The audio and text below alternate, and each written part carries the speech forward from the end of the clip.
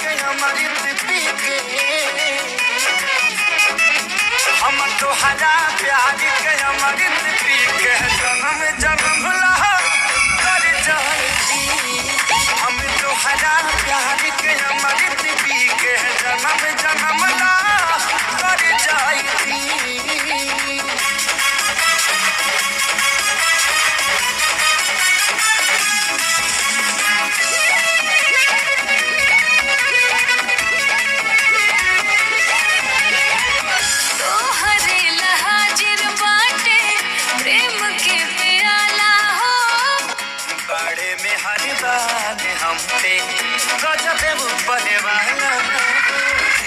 प्यार के मौसम के नहीं अंत होके हो, प्यार के मौसम के नहीं अंत होके हो, जीवन में अपना हर दिन बसंत होके हार जाएगी हम लहार जाएगी तो बेकार जाएगी।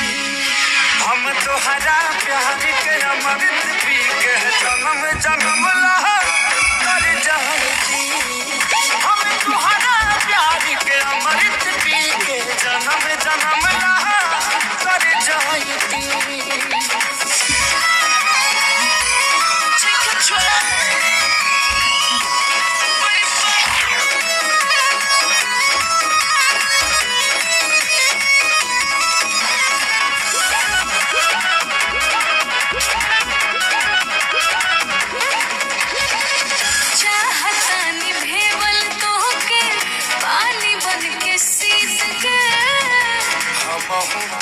सलबनी रानी तोहरा प्रीत के, जैसे जैसे मोहब्बत के एहसास बढ़ल जाता, जैसे जैसे मोहब्बत के एहसास बढ़ल जाता, वैसे वैसे प्रीत के प्यास बढ़ल जाता।